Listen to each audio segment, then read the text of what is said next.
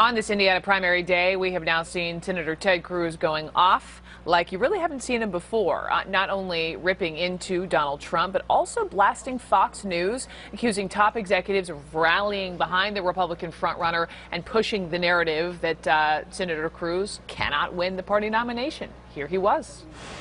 There is a broader dynamic at work, which is network executives have made a decision to get behind Donald Trump.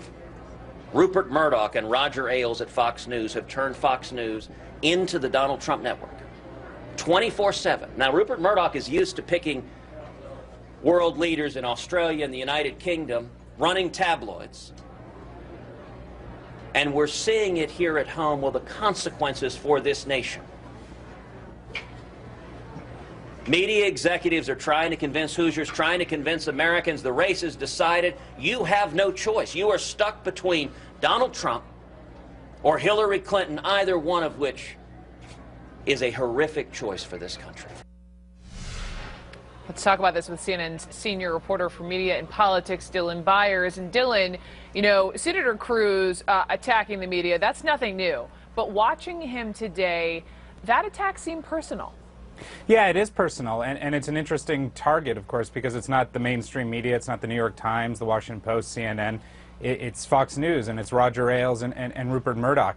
But what Ted Cruz is doing here is he's going for broke. He's trying to convince Indiana voters that they've been sold a bill of goods, and that, you know, one of the people selling it to them is the Fox News network. And I think what he's trying to tap into there is, you know, there are a lot of, we tend to think of Fox News as this sort of home for Republicans and conservatives, but of course there are many conservatives out there who view Fox News as the voice of the Republican establishment. He's trying to sort of convince those voters who may still be on the fence in these final hours that you know, Fox News, Donald Trump, despite all their bickering over the last 9 or 10 months, are actually in collusion. And if they want a true outsider, a real conservative who represents their interests and not a pathological liar, as Ted Cruz has referred to Donald Trump, then they need to go with him. It's really a last-ditch effort.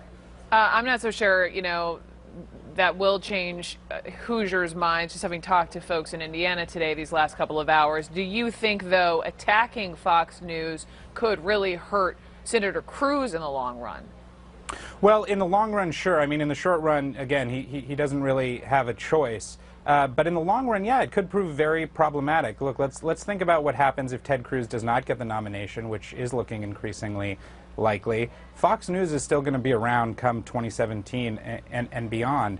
Ted Cruz has already cast himself as the outsider, as the sort of anti-establishment Republican. But, you know, going forward, Fox News is still a very powerful platform in the Republican Party, and if he wants to have any leverage with them whatsoever, he might have just burned that bridge, and perhaps irreparably. Dylan Byers, thank you very much. Thanks, Brooke.